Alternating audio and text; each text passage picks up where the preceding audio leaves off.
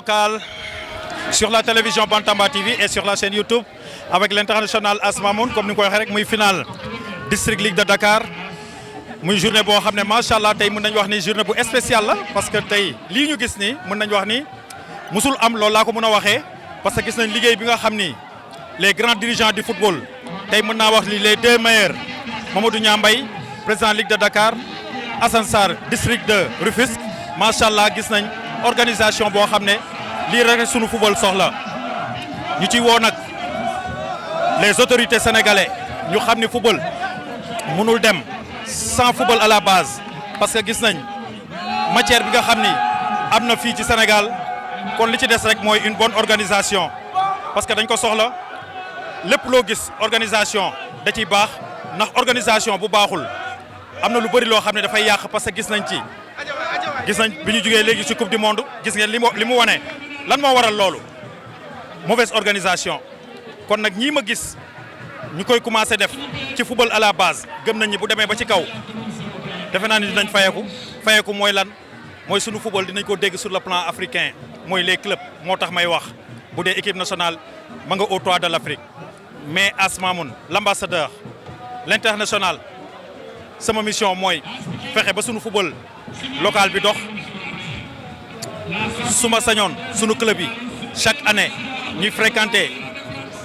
ci Ligue des champions yi des clubs ba ci CAF pourquoi pas parce que am nañ ko matière bi mi ngi fi entraîneur bi mi ngi fi dirigeants yi ñi ngi fi kon nag ngalla les autorités ñi nga xam ne ñoo jiital sunu football bàyyi leen xel ci loolu xam ni tey sunu football Sénégal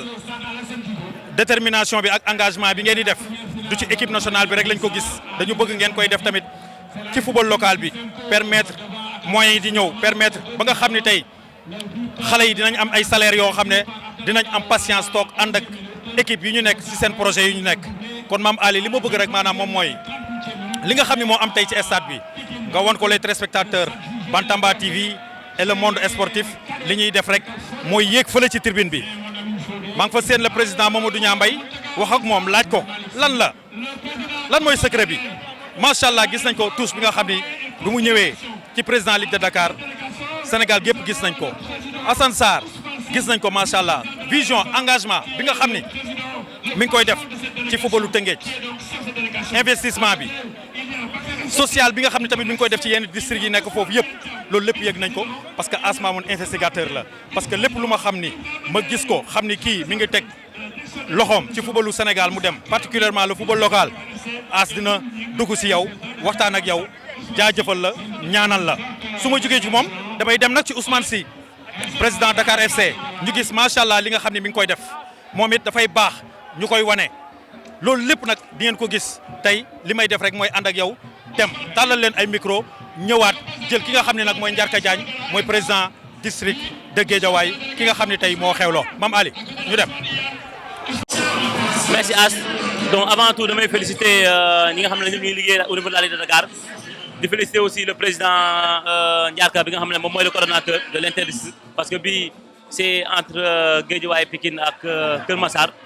donc je pense qu'ils ont fait un travail formidable parce que c'est pas seulement la Ligue a donné les moyens pour ñu mën a organiser mais je pense que si c'était pas efficace wala daf ñëw seen liggéey normalement je pense que mënoon nañu bañ a yegg ci fii donc tey je pense que c'était même un rêve on peut dire quoi parce que on peut dire masul am wala ba mu amee yàgg na donc le fait que ñu def ko loolu c'est vraiment une fierté parce que loolu la ñu waxante woon ak ceux qui sont dans le football en fait ak les clubs on leur avait promis que bu ñu falee au niveau de la Ligue de Dakar on fera tout pour au moins gars yi mën a jouer ba yegg si ba jouer en fait au minimum toutes les finales et ça a été fait. comme ni nga ko waxoon ci promesse de campagne bi est-ce que tey jii nii ak fin wu championnat bi est-ce que atteindre nga objectif bi. waaw bon ni ñu ko waxee woon bon en fait c'est normal parce que c'était un peu compliqué parce que on sait que temps bi c'était un peu limité parce que année bi c'est vrai année bu xawoon compliqué un peu parce que année élection année coupe d'Afrique année coupe du monde mais alhamdulillah on a pu avec l'équipe de la Ligue de Dakar aussi au niveau des districts on a pu faire tout ce qu'il faut pour au moins jouer les matchs tey ba ñu yegg ci finale donc fierté la et pour loolu di si wax naa ko sànq di si gërëm tous ceux qui sont au niveau de la Ligue tous ceux qui au niveau des districts aussi di si remercier aussi le président Assane Sarr bi nga xam ne moom mooy le président bi nga xam ne moom mooy gérer interdistrict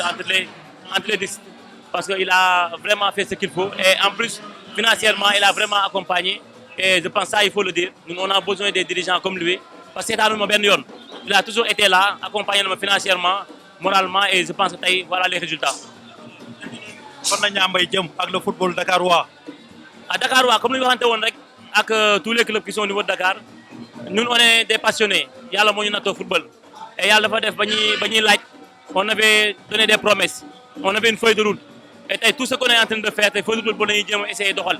et je pense que loolu moo waral tey final bi am et demain on va jouer au niveau de Rufisque après demain on va jouer au niveau de Dakar et vers le 22 août peut-être on va changer la date ñu ngi xool bu fekkee nekkul gàmmu on va jouer la finale de la Ligue ba pare clôturer. Chaque jour comme li Asma mun di wax les dirigeants de valeur kii footballu Sénégal moo ko soxla muy président Assane Sarr ñu gis benn vision benn investissement benn ngëm-ngëm boo xam ne mi ngi koy def pour le football sénégalais dem ci kanam particulièrement le football rufisquois président maa ngi lay ziar. mais maa ngi lay delloo ziar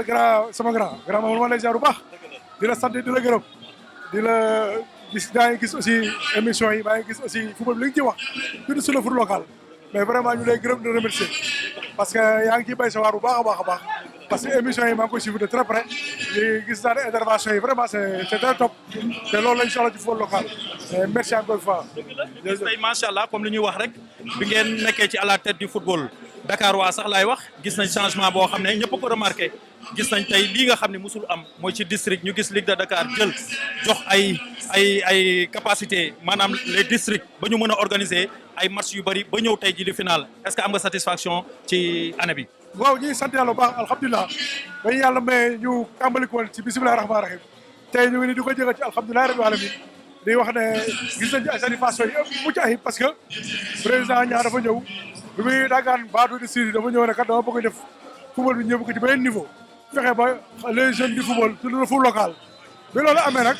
mu ne woon nag dañuy jël les districts ñu jox leen ñu gérer la petite catégorie léegi nag ñun suñu biir ñu def ko interdistrict pour que jëm a wéyal liggéey boobu tey jii moo ñu mën a permettre ba ñëw ñu assister pour que final yi ñu mën ko jàllale si week-end bi pour que district bu nekk mën a football Dakar 2 ti tey suba Dakar 3 la à Rufisque dimanche Dakar 1 à Yoff bu mën ko réussir mën a tëj saison bi sous la supervision du président de la Ligue de Dakar le président Niambay qui n'a ménagé aucun effort pour que football bi mën a jëm kanam surtout pour le football local mu ngi ci doon wax mu amul benn moyen boo tardé na lépp lu mu dégg na manque de moyen la rek mu la ama poosam ak li ko fédération joxoon mu boole ko ànd nañu liggéey ci ba tey jii loolu moo ñu permettre tey ñu ñëw egg si fii ñu egg si tey ba mën na def ay final mais du waaye nag ñooy gërëm suñu président muy le président Ligue muy président Niambay ñu koy gërëm bu baax di ko sant ndax bu affaire yi egg ba fii c'est grâce à lui moom que ça soit à Rufisque à Dakar à Pikine Guédiawaye Keur Massar c'est lui qui est le métronome moo joxe la cadence bay fay ma nekk nii donc ñu koy remercier bu baax a baax di wax ne ñu koy ñu ci ginnaawam aussi di ko jàppale à tout moment en cas de besoin saa bu ñu soxlaa rek ñu gis wetam mu ñu jàppale ko parce que loolu mooy suñu rôle loolu mooy suñu wareef en tant que district ñu lancé wala un appel rek di wax ne district Sénégal yëpp loolu dañuy ñaan ñëpp président liggéey gën cee jàpp pour que ñu mën leen le football local wala le football à la base que ça soit muy junior ak cadet ñu delloo ko le district pour que district mën ko liggéey parce que aussi loolu mooy permettre fu lu mën a jëm kanam di ñaan aussi le président de la fédération bi nga xam ne moom moo jiite ñu ñëpp suñu la maison mère mooy suñu kilifa ñu ngi koy ñaan di ko wax dem tondaare ñoom mu ne dafa bëgg district yëpp mu subventionné leen ñu ngi ko ciy ñaan pour mu subventionné les districts pour que le football local bi nga xam ne moom moo fi nekk les districts mën ko jël en charge mën ko def convenablement mais di la gërëm la sant yooyu aussi yow mi nga xam ne yaa ñu mën a permettre ñu mën a jàllale suñu message ñu lay gërëm aussi di la sant merci beaucoup mon doyen. dëgg la président parce que am na loo xam ne xëy na du fi xaj parce que bëgg naa ñu def benn entretien parce que gis naa sa vision ci football sénégalais gis naa li nga xam ne tamit yaa ngi koy def fële ca Tëngéej nga am benn club boo xam ne gis nañ ko chaque année mi ngi yéeg muy Kumba Lamb muy équipe boo xam ne tey mën nañu wax ni tey mën nañ ba am yaakaar ci ñoom parce que comme li ñu wax rek vision bi nga xam ne moom ngeen am comme li may wax rek chaque jour les nouveaux types de dirigeants ñu bokk ci les meilleurs dirigeants du football Sénégal actuel muy Assane Sarr di Mamadou Niambay ñu gis li nga xam ne ñi ngi koy def moo tax su ma toogee ak ñoom damay am mbégte parce que tey Asma mun suñ ko tuddee football moo tax lépp lu ma am football moo ma ko jox moo tax tey jii nii ci reconversion bi ma dem mënoon naa dem ci terrain yi mais tey jii nii comme li may wax les hommes de valeur les personnalités de valeur ñi nga xam ne ñi ngi ci kanam des fois reconnaissance bi dafay manqué yenn saay visibilité bi ak lumière bi ci ñoom dafay manqué moo tax nag yàlla natoo ma loolu rek may bëgg di leen wone parce que loolu moom mooy dundal sama ruu loolu tamit moom mooy dundal footballu Sénégal parce que footballu Sénégal moo ko soxla ñu gis Assane Sarr di ko def fële ca Tëngéej ci district yi yëpp gis dégg nañ yi muy def yooyu yëpp dégg nañ ko parce que loolu xam naa ni mooy du ma wax du xaj fii mais tey rek comme li ñuy wax rek Assane Sarr fan la jëm ak le football sénégalais. waaw fi ñu jëm ak football sénégalais rek mooy bëgg que ëllëg dootuñu uti di fenn ci àll bi dañu bëgg football local bi nga ne ci lañ nekk ñun bëgg mu gën a jëm kanam bëgg ñu bëggoon district yi delloo leen ci kanam parce que la may wax toujours rek quand on parle de district dañu naan district sanitaire parce que Sénégal xamuñu district parce que boo nee district santé lañ koy yóbbu donc dafa pourtant district bi ñu wax district de football dafa am donc ça veut dire que Sénégal district de football yi xamuñu leen donc dañu war a fexe ba ñu xam leen pour ñu xam leen nag il faut ñu dooleel leen pour ñu dooleel leen il faut ñu mel ñu jox leen ay possibilités pour ñu mën a wane ne lan la district du mën donc loolu nag dañ koy sàkku ci président ligue yi ñu yombalal ñu ko di ko sàkku ci président de la fédération mu yombalal ñu ko parce que le district du football c'est le préfet du football en réalité c'est le préfet du football parce que aussi la ligue c'est le gouverneur donc parce que ni mu amee ci organisation au niveau étatique noonu la amee du football donc le gouverneur du football c'est la ligue mais le préfet du football aussi c'est le président du district donc le président du district bu fekkee ne autorités yi nga xam ne ñoom ñoo jiite xamee ñu ko noonu muy le préfet du département ba bi wootee réunion peut-être mën a fàtte sa district parce que xamu ko te il faut que ñu xamal ko ne ko football bi au niveau départemental c'est le président du district moo koy moom la war a moo ci jiitu parce que moom moo ko rapporté moom moo taxaw ko donc ñu dañoo bëgg le football local dox moi je suis un pur produit du football local man dama bëggoon la petite catégorie bu que ça soit junior ak cadet ñu fexe def ci liggéey ci lu mu ci ayib ba nga xamante ne xale yi dañu mën a gis seen bopp ci football bi liggéey bi jëm kanam te yooyu dañ la ciy soxla parce que yow aussi un conseil particulier nga war a doon ci affaire bi parce que ci district bi parce que aussi dañuy permettre football ba na ngeen jël kanam merci beaucoup mon grand. jërëjëf kontaan nañ ci yow. damay ñëw nag ci président Ousmane ñu ngi lay ziar président Dakar FC ñu am mbégte di la tàllal micro kontaan trop ci yow kontaan ci liggéey bi ngay def. waaw ñu ngi leen di delloo ziar di leen kontaan rek yow liggéey bi si nga bokk ndax yow bu ñuy tàmbalee ñëwoon nga fa defoon nga fa reportage ñu ngi leen di jaajëfal.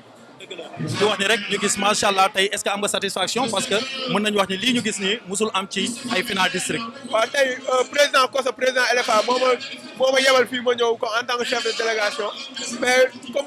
bu ma naree nekk si football ba tey gëj naa gis final district pour su ma ko fekkee sax laay wax kon ñu ngi kontaan gis xale yi di football. mooy alhamdulilah. ñu gis Ousmane Sy maanaam ci benn vision ci benn investissement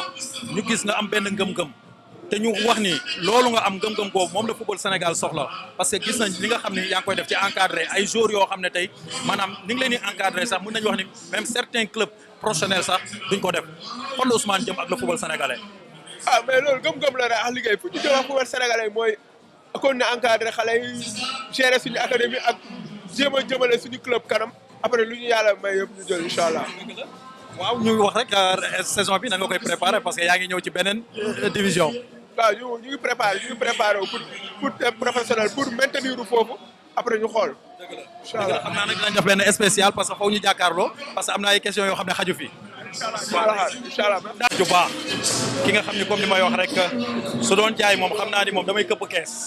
dem jël ko parce que rakk ju neex a tiitaroo la muy président Iyane Thiam muy ndaanaan ki nga xam ne gis nañ ko macha allah engagement bi nga xam ni am na ko ci football Sénégal Iyane ziar na la. maa ngi lay delloo ziar grand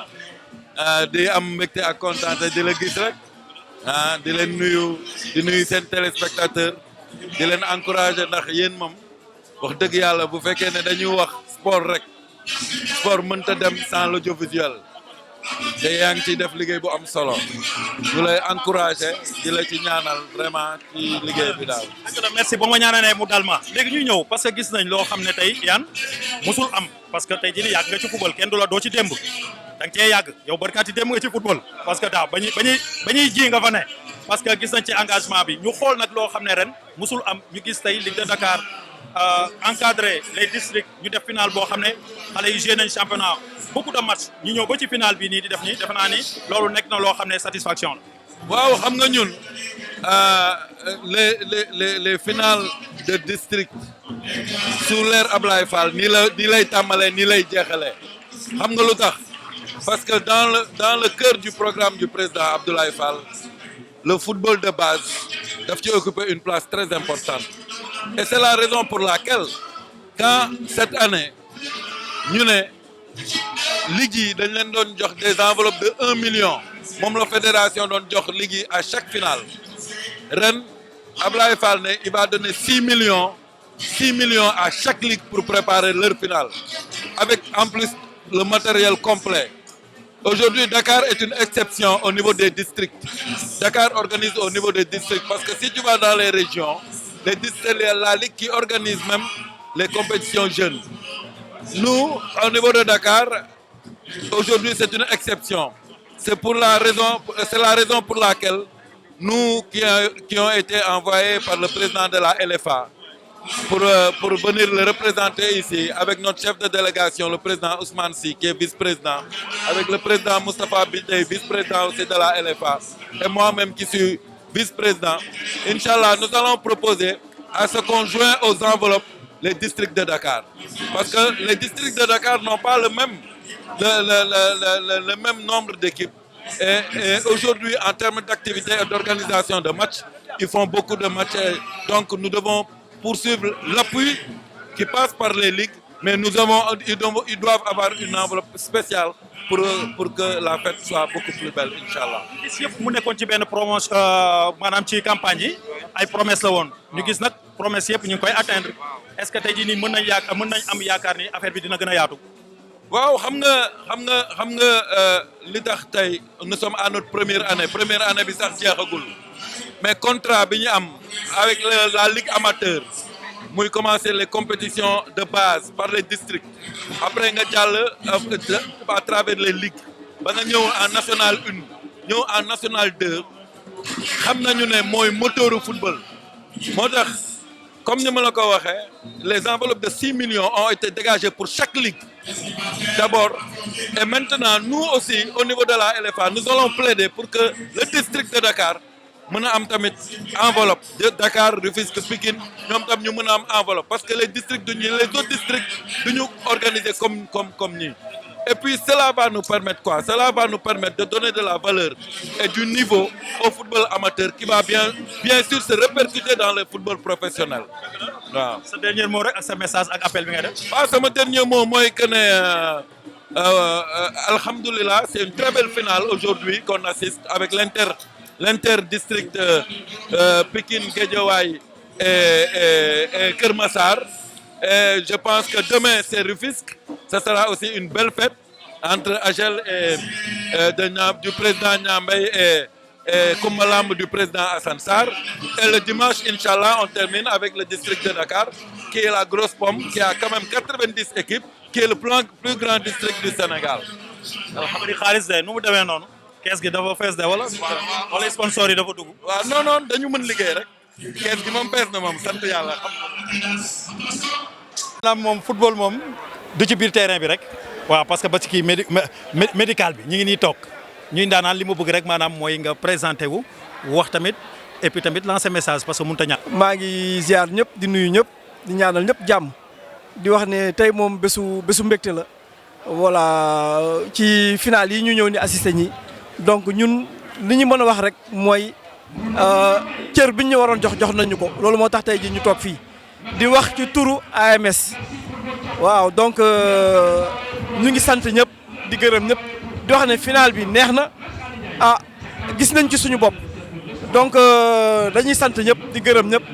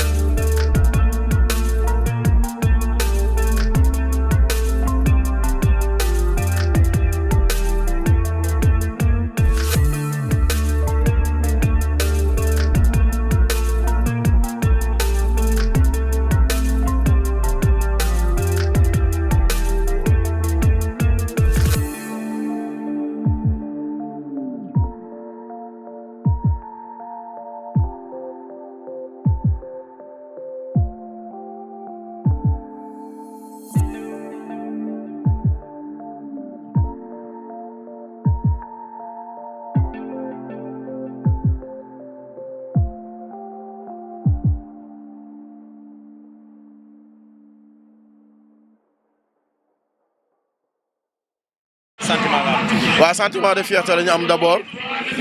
nekk Pikinois aussi yàlla dogal ñu jiital ñu si tête de l'équipe U17 man ak sama naataango El Hadj Adam Mbaye moom aussi je tenais à le remercier parce que dañ ko jiital mais bi ma ñëwee dafa maa jiital micro bu ñu ma dénk dama koy wax bi ma ñëwee dafa jël plein pouvoir yëpp jox ma ne ma lépp loo def noonu la looy waaj a def sax noonu la waaw tey nag lii may wax nii tey mu nekk mbégte ak contentement boo xamante ni mun naa wax ne c'est une première dans l'histoire parce que équipe U17 bu AS Pikine mosut a gagné te li ñuy door a gagné te yàlla da ko jaarale ci ñun kon donc mun ñu def lu dul sant yàlla. dëgg la comme ni ko waxee lu équipe bu AS Pikine musul gagné loolu ñu xam ni loolu qualité maanaam entraîneur bu baax tamit mi ngi fa nekk te parce que dañu gis benn remarque tamit ci AS Pikine ci matière mais tey jii nii boo doon wax tamit parce que am na loo xam ne jot na parce que gis nañ benn AS Pikine boo xam ne comme ni ko waxee rek ñu koy xaar ci grand rendez-vous yi te matière bi mi ngi fi te lii wane na ko. waaw li may wax chaque jour rek mooy football à la base AS Pikine mun naa wax ne département bi day regorger de talent. partout fii mën nañ fi construire une équipe solide équipe boo xamante ne day jouer les premiers rôles du championnat mais tey loolu yëpp dafa laaj benn liggéey boo xamante ne mooy faire encadrer nos jeunes di leen progresser loo ñu yéeg ñu am chance pour ñu may leen ñu jouer ci équipe première bi. parce que man jàpp naa ne buñ defee liggéey bu war si petite catégorie bi AS Pikine soxlawul jéegaane benn jour. waaw dëgg la macha allah AS Pikine soxlawul jéegaane benn jour loolu moo lay wan ne matière mi ngi fii li ci des rek mooy l'organisation ak moyens yi ñëw loolu rek la leen di ñaanal parce que Pikine moom moo war a jouer les grands rôles du football sénégalais parce que gis nañ mu nekk équipe boo xam ne moo gën a titré ci ligue professionnelle bi mën nañ ko wax bokk na ci parce que li dara manqué wu maanaam dara ci trophée yëpp jël na ko di wax ni nag boobaa dañuy ñëw parce que comme ni ñu wax football à la base ñu gis tamit ren loo xam ne ay nouveau dirigeant laa koy wax nouveau type de dirigeant yoo xam ne ci beneen vision su ma ko tuddee nag loolu dafay mel ni damay tudd le président Niambay mooy président Ligue de Dakar parce que tey jii nii teg na loxo district yi gis nañ district de Guédiawaye ñu gis district de Tëngéej gis district bi nga xam ne tamit moom mooy bu Kër Massar su ma juumul waaw maanaam ci loolu maanaam muy Dakar Guédiawaye et Rufisque waaw ñu gis loo xam ne gëj na am ñu gis tant de match yoo xam ne bëri na xale yi joué ko ba tey ci final lan ngay wax ci loolu. di leen jaajëfal ñu ngi def liggéey bu mucc ayib parce que petite catégorie gëj na ñëw jouer sax ba dem final en général dañ doon jouer ñaar ñetti match seen championnat arrêté léegi nag ñu sacrifier toute une génération parce que li may wax chaque jour xale bi am na foo xamante ne bu ko weesoo lu bëri lu ñu waroon rectifier ci moom da koy rëcc. parce que tey ba âge nga mën a jubanti xale bi orienté ko mu xam li muy def ba bu demee ci ay mag mën fa mën a intégrer facilement mais da ngay gis génération yi fi jaar ci ginnaaw duñ am compétition. ñu ñëw rek sànni leen dans le grand bain loolu ngay gis lu ci ëpp dañuy passer à côté de leur carrière léegi nag lii ñu def nii maa ngi leen di ñaanal bu baax a baax ñu continue ko parce que lii mooy dimbali xale yi lii mooy dimbali xale yi bu baax ñoom voilà. mooy meilleur joueur non kii mooy sunu excentré bi la. meilleur joueur di mu ngi doon Sakho moom mooy meilleur joueur du match homme du match bi. ak Kaayo Cheikh Tidiane Kële mooy meilleur buteur bi. mënu leen bañ a wax tamit ci seen coach comprendre nga mi ngi noonu acca rek ci 30 secondes waaw. maa ngi tudd Omadia waaw coach bu au début ba muy metti mu nañu gisoon moom mooy coach Aara méttoon na trop si ñun nag kenn gëmuñu woon dañoo ñëw sax dina ñëw si match amical sax ñu naan Cadet Pikine bi ma si Cadet Pikine bu si gën a bon ñoom ñuy muñ rek di liggéey lépp ñoom la ñu nekk ñu si dara ñu doo ñëw nii rek mais lépp ñun la ñoom la billaa wallaay sonoon nañ trop billaay ñëw ci meilleur joueur mi ngi noonu meilleur buteur ak capitaine de l'équipe parce que un mot tamit ci loolu parce que def ngeen loo xam ne tey jii nii benn équipe defu ko fi waaw dañu am contentement parce que ñun ay doomu Pikine lañ ba pare di def loo xamante ne kenn musu ko def biir Pikine jël trophée mais dañuy sant yàlla mais ginnaaw yàlla ak yeneen bi nag coach yi ñoo tax tey buñ mel nii quoi bu ñu xamee biir Pikine coach yi tax parce que def nañ liggéey bu am solo 6 heures du matin ñu ci doon nekk mooy loolu mais dañ leen sant di leen gërëm di leen wax am ñu seen fay kontaan nañ si ñoom ba coach Aara coach Bouba. En tant que capitaine ban message ngay lancer les autorités et les maanaam ñi nga xam ne tamit mooy les dirigeants de AS Pikine. waaw dirigeant de Pikine yi moom li ma leen wax nañ gën a focus si booy parce que xale mooy dooni mag te football xale nga war a gën a privilégier que mag gi parce que xale bi mooy dooni senior ëllëg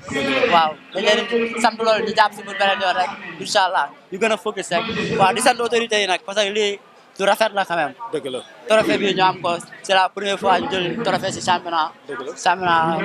Ligue de Dakar. ay attaquant di ko entraîné aussi. waaw. waaw. ndax man su ma doonee ay attaquant ñoo ma entraîné. waaw ban benn ci wax ma ci benn. waaw mi ngi nii coach bu baax attaquant la coach principal bi tamit attaquant la. waaw kon bu ñu jëlu meilleur buteur moom dañoo yaakaar naa dañoo war a coach. dëgg la kon dañuy sant yàlla. liggéey bi moom war na ma macha allah dañu leen sant di leen gërëm. di la jaajëfal yow tamit si liggéey bi. waaw coach mi ngi noonu rek le dernier mot rek ak appel bi ngay def tamit les dirigeants parce que tey jii nii comme ni nga ko waxee matière baa ngi fi tey cap yi wax na ko. effectivement boo gisee football tamit à la base xale yi tey ñooy ëllëg ñooy nekk mag. effectivement message bu am solo la lancé. effectivement waaw di sant yàlla rek di julli Seydina Mohamed di santaat yàlla bu baax parce que nit football na ba bàyyi football amu sens vie final nit football na ba bàyyi football jëlul coupe dëgg la ñun dañu démarrer suñu carrière jeune entraîneur yàlla dimbali ñu jël coupe kon donc mun ñu def lu dul sant yàlla di lancer un appel à nos dirigeants et les supporters aussi parce que dans la vie lépp organisation la rek organisation ci lu mu amul du dem kon donc dañ gën a organiser wu gën a focus ci xale yi gën leen jàppale xale yi parce que fii ay jours d'avenir ñu ngi fi des jours de demain ñu ngi fi buñ leen tegee loxo luñ ñàkk ci football xale yooyu mën nañ ko fee indi non seulement projet des jeunes actuellement nii mooy fay bu ñu xoolee équipe bi ñu ñuy jaay ñëpp moromu booy lañ chaque jour dama leen koy wax ñoom ñii di leen wax jëleen exemple ci ay Lamine Yamal ay 17 ans 18 ans lañ am jël coupe du monde kon donc loolu jommu leen seul le travail paye ma leen ciy woo ñoom ñëpp ñuy gën a góorgóorlu xam ne ñoom defaguñ dara dañuy door a tàmbali dirigeants yi nag maa leen di woo ñu gën a jàppale xale yi gën leen jàppale ci fi la petite catégorie teg leen loxo parce que mën naa wax ne liggéey nañ ci ay conditions yi extrêmement difficiles waaw du lépp lañ mën a wax nag ci micro mais bon sant yàlla di remercier en passage Cheikh Mbacké Thiam waaw moom tout le temps il était avec nous ñu ngi koy gis tout le temps di remercier aussi le coach principal Massamba Cissé voilà Massamba Cissé mënu ma wax ba jeexal te du ma ko tudd ak coach Idissi tous les matins il vient nous accompagner tous les matins alors que ñoom seen saison jeex na bu yàgg mais 6 heures du matin day ñëw ànd ak ñun bokk ak ñun liggéey bi buñ defee lu jaarul yoon sax mu rectifier non Bouba defee leen nii Aada defee leen nii ñu jubandi ko kon tey mënu ma wax ba bàyyi ba jeexal te tudduma ñooñ noonu coach Modou Moustapha ñoom ñëpp suñu capitaine tey nekk suñu meilleur joueur yàlla dafa dogal jéewul dafa def accident tànk bi mu gaañu tey bokkul ci match bi benn médaille bii ma téye sax moom moo ko moom kon donc lu nice la waaw merci voilà mu ngi noonu kontaan nañ ci yow merci beaucoup Diack Meissa Ngom moom muy président ACADAS tur boobu moom xam naa dinaa ko laaj parce que xëy na dañ ko abrégé pour mu wax ma ko ki nga xam ne tey comme li may waxee rek les nouveaux types de dirigeants ñi nga xam ne tey footballu Sénégal moom lañ soxla Asmamoun l'ambassadeur du football local jugul rek di wane maanaam lumière ak valeur bi nga xam ni moo nekk ci dirigeants yi nga xam ne ñi ngi teg loxo footballu Sénégal pour mu jëm ci kanam président Meissa maa ngi lay ziar. Asmamoun maa ngi lay nuyu di la ziar di nuyu waa Bantamba TV yëpp di leen sargal aussi seen teewaay ci bés bi. waaw ñu am mbégte gis sa ñaari équipe tey final lan moo waral tey di organisation boobu ak secret boobu parce que gis nañ macha allah équipe boo xam ne qualité bi mi ngi fi. waaw certes ñu ngi ñuy doog a reconnaître en tant que équipe fédérale ren mais Salam Academy def na 3 ans donc il y a 3 ans derrière lañ ko mettre sur place commencé ci liggéey donc ren bi ñu dugalee ñu am suñu papier affiliation fekkoon na am na travail boo xamante ni mu ngi fi woon loolu la ñu gën a mettre en exergue ba tax tey résultats yi comme ni nga ko gisee on a pu amener 2 catégories en finale cadette et junior. Voilà. Est-ce que mënuñu wax ni ñëwoo le bon moment parce que li tax ma ni le bon moment ñu gis un président de la Ligue de Dakar muy Mamadou Niambay ñu gis tamit mu accompagner district yi parce que lii ñu am nii tey defe naa ni musul am ci footballu Sénégal laay wax district yoo xam ne joué nañ tant de matchs ba bay final bay def une bonne organisation boo xam ne tey moom lañ gis tey. waaw loolu dañ koy rafetlu parce que certes ñu ngi doog a dugg ci ligue bi mais quand même yàgg nañ suivre sport bi petite catégorie année précédente yi dañ daan joué benn match ñaari match 3 matchs parfois sax du fa yegg seen saison daal di jeex ren nous en cadet en catégorie cadette rek on a joué presque 10 matchs ba tey ñu yëg si tey ci cappaandaw gi comme ni nga ko xamee ñu joué la finale donc c'est une chose à saluer et vraiment di yaakaar ni di njort ne année yi di ñëw ça sera encore meilleur incha allahu rabi avec le président Niang bien sûr. ban message nag kay lancé parce que comme li ñu wax rek football à la base te gis nañ tey matière bi nga xam ne mi ngi fii ci Sénégal est-ce que organisation bi tamit jarul ñu xoolaat ko. waaw mën nañu ko gën a parfaire parce que lépp loo gis àdduna rek ay jéego la da ngay jógee ci point A dem point B tey boo gisee résultats yi Sénégal di am ci football petite catégorie bi que ça soit U15 U17 on est détenteur du titre en U17 et en U15 loolu li ko waral ça travail de base bi académie di def ak équipe yi nga xam te ni ñoom ñoo fi nekk tey mettre en valeur le football de la petite catégorie moo tax ñu am résultats yi nii donc dañuy wax ni fi ñu teg suñu tàng foofu la on est sur la bonne voie maintenant il y a des choses à améliorer et inchallah rabbi à la fin de la saison on sait qu'on va s'asseoir et puis voilà évaluer faire une évaluation et puis se projeter sur la saison prochaine avec beaucoup plus de certitude inchallah rabbi. c'est bon fu mu jëm ak football local bi. waaw sunu ambition ci football am na fu mu tàmbalee mais amul limite tey ku gis gëdd bi ñu ko jox ak organisation bi ñu andi pour une équipe qui vient d'intégrer la ligue nga war a xam ni am na lu nekk derrière et incha allahu rabbi li ci kanam raw li bët comme li ma wax rek on est en apprentissage et dinañ gisal suñu bopp incha allah ce que ça va donner incha allahu rabbi. kontaan nañ ci yow. kontaan naa bu baax di lay jaajëfal di saluer tur bi ñu la ambassadeur du football local ça veut tout dire donc tey liggéey boo mën di def tey amoo média bu ko mettre en exergue bu ko wone du am njëriñ donc tey ñun bu ñuy def jox suñu apporter suñu touche yow it nga andi sa touche en mettant devant la scène li nga xamante ni moom le président de club bi moom le président ligue bi moom le président fédération et cetera di def donc ñu ngi lay jaajëfal bu baax di la wax ni tamit sa rôle am na maanaa trop ci footballu Sénégal jërëjëf. local avec l'international Victor Diagne maa ngi lay ziar. yàlla na yàlla nangu ziar As maa ngi lay ziar di la nuyu bu baax. waaw di am mbégte rek chaque jour di toog ak yow comme ni nga koy waxee rek tey nag ma ñëw improviser sax laay wax parce que dama ñëw rek fekk la ci final bi nga xam ne mooy finalu district bi lan moo waral sa teewaay tey fii. raison bi mooy Mamadou Sarr bi nekk district bu Pikine. En même temps Ligue de Dakar moo ma invité. mais c'était une occasion aussi pour man ak moom ñu waxtaan ci benn projet boo xam ne ça lui tient à cœur moom ak Louké d'ailleurs ci mbiru directeur technique départemental mais loolu mënaguma si sori trop parce que dafa nekk projet donc dara sotteegul comme il le faut quoi. macha allah dara sotteegul dañuy ñaan nag mu sotti parce que tey jii nii loolu ñu am vision boobu ba opté pour waxtaan ak yow pour def loolu defe naa ni loolu avantage footballu Sénégal la parce que comme li may wax rek chaque jour footballu Sénégal warul jéggaane dara matière bi mu soxla rek mi ngi fii ci réew mi kon loolu nekk na loo xam ne dañuy gën a encourager gën a jaajëfal Mamadou Sarr bi nga xam ne am na intention boobu ak projet boobu ñu ñaan sa projet maanaam aboutir di wax ne nag Vic parce que gis nañ Victor daaw gis nañ la ñu dégg la Tëngéej dégg safurla à Linguère de Saint-Louis ñu jékki-jékki gis après benn coow am fa ba nga démissionné ñëw est-ce que mën nañ ci ñëwaat tuuti rek lan moo waral loolu. waaw c'est vrai merci As bi ma joxe occasion pour ma peut-être wax ci waxoon naa ci peut-être bi mooy nekk deuxième fois. mais leeral dafa baax quoi surtout ci milieu bi ñu nekk. yàq der gi dafa bëri quoi donc souvent dinay baax. nit ki expliquer parce que man ku ma xam ne man nitu principe la donc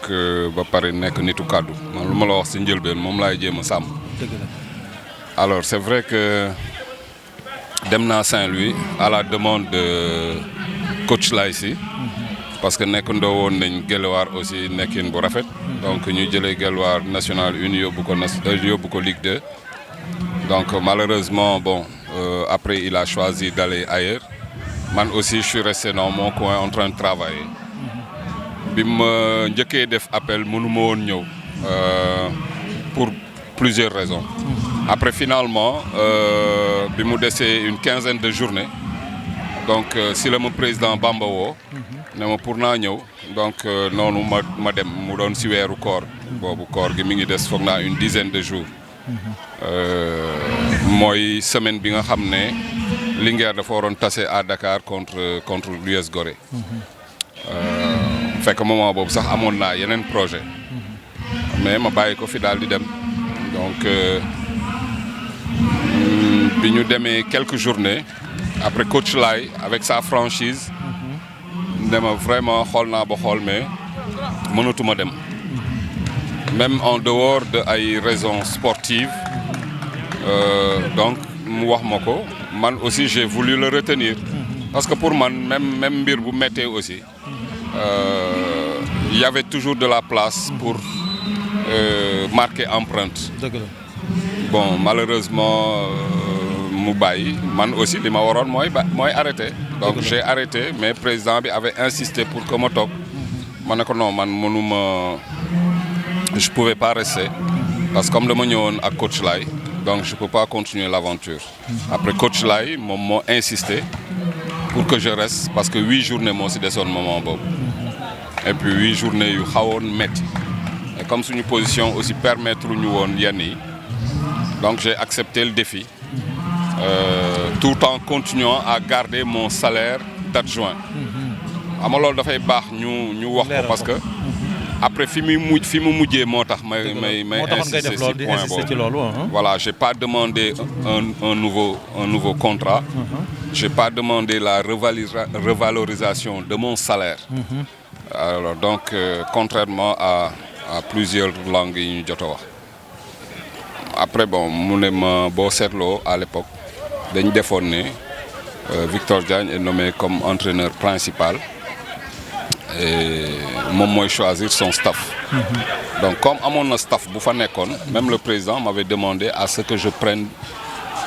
un adjoint venant d'autre part. Ma ne ko non, instant bi je crois que dañu war a concentrer juste si acquis yi ñu am parce que un autre entraîneur bu ñëwee aussi il va prendre du temps pour marquer ay empreintes am ba pare doog a mën a liggéey. Donc yooyu yëpp xam nga souvent il faut que yow entraîneur wala dirigeant nga bàyyi xel ci je veux dire situation financière au club bi. Du situation bu critique du situation bu critique au contraire, mais c'était une situation boo xam ne loolu la mérité woon moment boobu noonu. Parce que gis naa Bamba effort yi mu doon def sur le plan financier donc da nga ko siy jàppale. Après bon ma ne ko bàyyi ma liggéey ak Waygo mi fa nekk donc Waygo c'est un ancien international et je ne me suis pas trompé parce que après gis naa qualité yi mu am donc ñu continuer commencer liggéey bi ba tout au début il m'avait demandé pour ma liggéey ak Amara mais foofu tamit coow waru foon am parce que yow boo déclaré li ngay déclaré dans les journaux ba pare soxlootul ngay dellu siwaat si gannaaw parce que nitu kàddu moom moo war a mel noonu. restel si ligne directrice bi nga commencé woon mais bu ko jéggi wala boo koy jéggi aussi toogal nga waxtaan ak nit ñi. Alors donc ñu demee noonu j'ai voulu travailler avec Waygo. Parce que foofu Vic foofu mu xaw a leer tuuti parce que dégg naa li nga wax noonu tey jii nii pour man comme ni nga ko waxee wax nga ko léegi ci say biir kàddu ne foofu coow waru fa mën a am d'accord coow waru fa mën a am ci ay raisons yu bari parce que muy yow di Amara yéen ñëpp ay anciens internationaux ngeen joué ngeen man pour man foofu mayonnaise bi dafa war a jàll. bu dul lool sax Amara sama mag la. man je me rappelle même su ma daan nekk beneen club. ñuy voyager aux abords de Saint-Louis wala feneen bu ñuy romb Saint-Louis di dem Richard Toll dama koy woo. donc kooku noonu waruñu am problème. parce que sama mag la. te noonu laa ko mës a considéré muy moom di Magib. ak yeneen internationaux ñoom Saxanoxo. bi ma yeggee Saint-Louis ñoom ñëpp laa woo amul kenn koo xam ne bàyyi naa ko fa. alors donc pour wane ne maa ngi ñëw si dëkk am na ñu ma fa fekk mais am na ñoo xam ne aussi bal bi ñun ñoo ko mës a bokk. donc li ma doon def dama koy continuer def. du dama nekk Linguère que ñenn ñi duma leen woo. donc même moom Amara rafetlu na loolu. mais quand il s'agit de travailler man bëgguma sama relation ak nit liggéey di ko yàq. parce que pour man relation football day jeex. mais nit ñi dañ fiy des aussi même bu fi football bi nekkee pour séq leneen loo xam ne c'est en dehors du football. alors donc j'ai pas voulu travailler ni avec lui ni avec Magib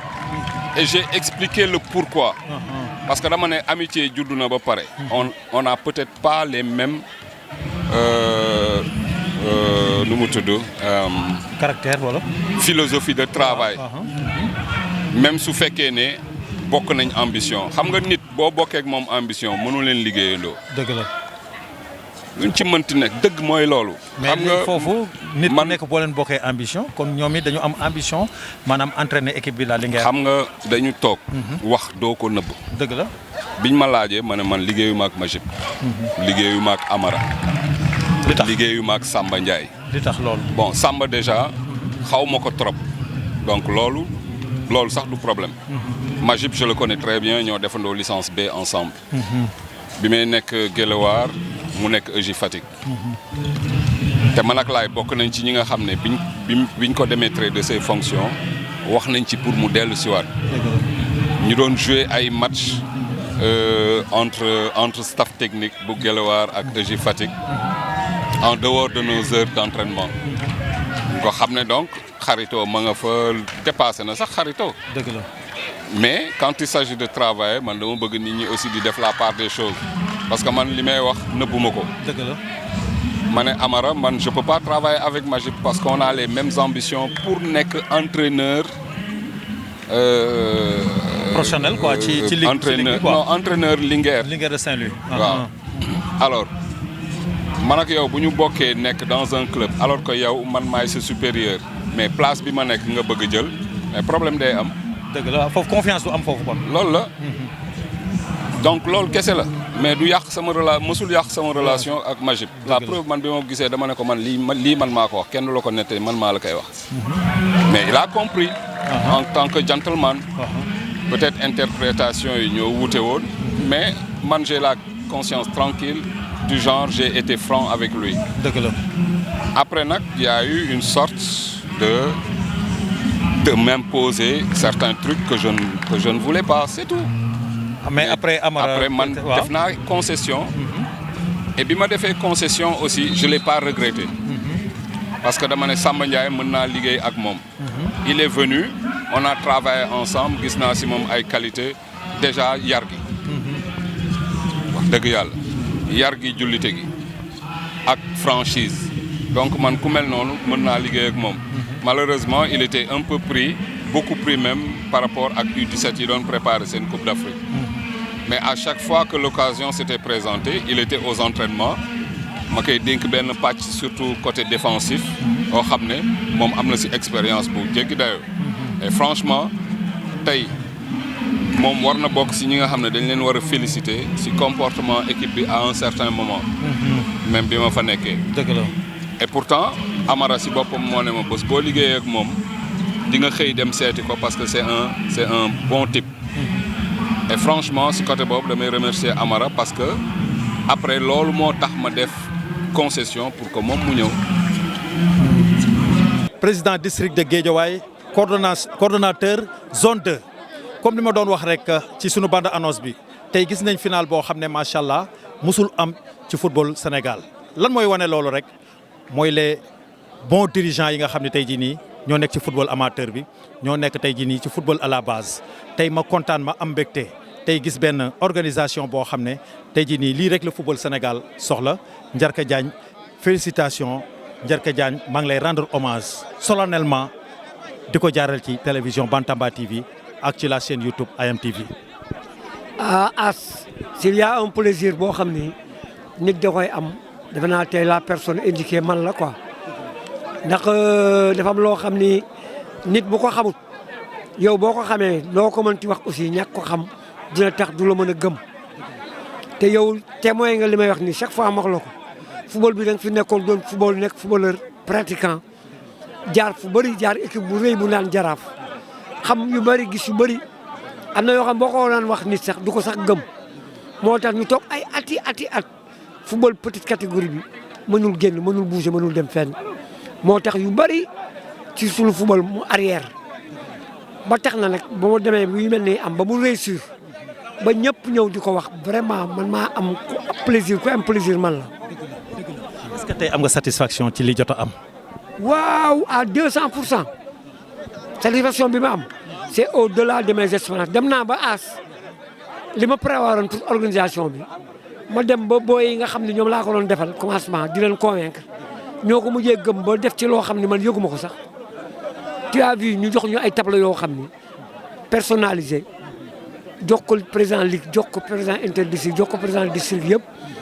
bokkul woon sax ci li ma budgétisé pour jëm ci liggéey ci final bi maanaam betteel la bañ ko indee di ñu décorer man dama mel ne mais booy fu ñu jëlee lii ak ku def lii